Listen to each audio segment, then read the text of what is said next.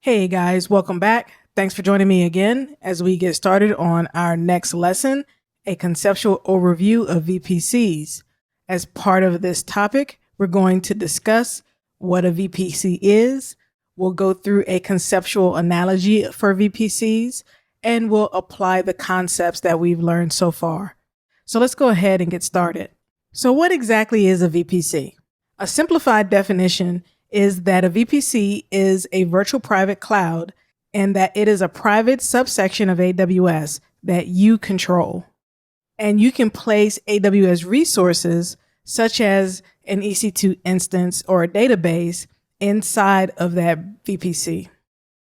You have full control over who has access to the resources that you place inside of your VPC. And then we have the AWS definition. Amazon Virtual Private Cloud lets you provision a logically isolated section of the AWS cloud where you can launch AWS resources in a virtual network that you define. You have complete control over your virtual networking environment, including selection of your own IP address ranges, creation of subnets, and configuration of route tables, as well as network gateways. So don't worry about it if you don't know what all those things are just yet, because we are going to be talking about those things as we continue to go through this section. Now, you should be aware that when you create an AWS account, that a default VPC is created for you. So we're going to take a look at the default VPC as we go through this. So let's first go through our analogy of Facebook as it compares to a VPC. On Facebook, you have your own personal page called a wall. And you put photos, you post comments and videos on your wall.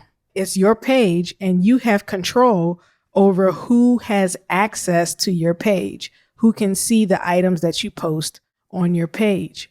You can make it available only to your friends and family, and you can also make it wide open to the world so that anybody can see it. So in addition to you having your own homepage, your friends can have their own homepages as well. When we think about an AWS VPC, you have your own private VPC into which you can place your own resources, like an EC2 instance or an RDS database. You can grant access to whomever you like so that they can access these resources. But you have your own private VPC, and then your friends might have their own private VPCs as well. So you can see how that's a lot like when you have your own Facebook page. You control what's on your Facebook page and who has access to it. And in your VPC, you control what resources are made available in your VPC and who has access to those resources. So let's talk a little bit more about subnets. So a subnet is shorthand for a subnetwork, which is a subsection of a network. Generally, a subnet includes all of the computers in a specific location. So you can compare that to our neighborhood analogy where we have houses on the same street. This would be the same as all of the computers being on the same subnetwork. So they would share some common characteristics in their addresses.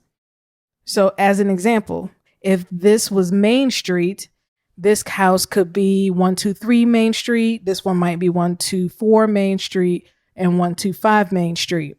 Over here, 126 Main Street, and so on. Main Street is the street name, and the house number uniquely identifies that house from the others on that street.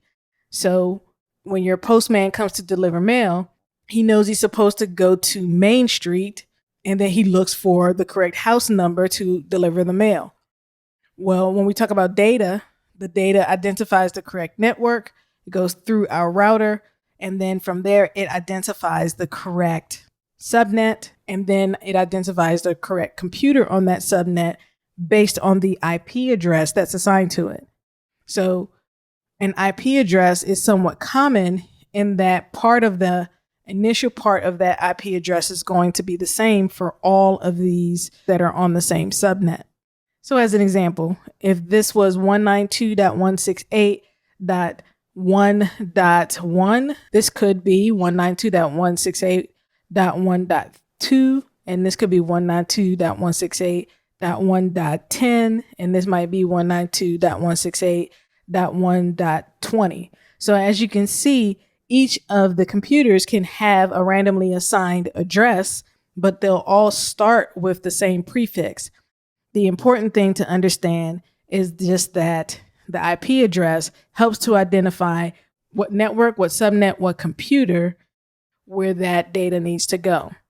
The same way a postal worker uses the neighborhood, the street, and the house address to deliver the mail to the correct system. All right, so let's look a little bit now at conceptually what a VPC looks like.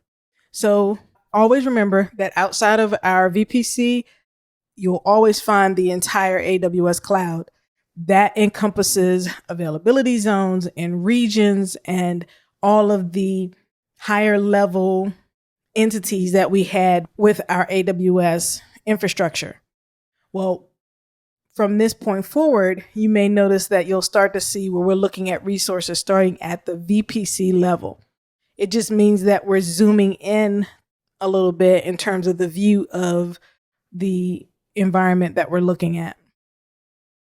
So inside of our AWS cloud, you have one or more virtual private clouds or VPCs. And then inside of a VPC, you can have one or more subnets. Now remember that these subnets can be in different availability zones. Your VPC is capable of spanning more than one availability zone. All right, so then we take our resources like EC2 instances or our RDS database, and we place those resources inside of a subnet. So we can have multiple subnets and have multiple resources residing in different subnets. Well, why do you think we might want to do that? Well, if you think about it, let's say for high availability, if we have subnet A and we have these resources in subnet A, then we might want to be able to replicate the data for high availability from EC2 instance A in subnet 1 over to EC2 instance B in subnet 2. So that's going to do it for our conceptual overview of VPCs. Thanks for watching. I'll see you in the next lesson.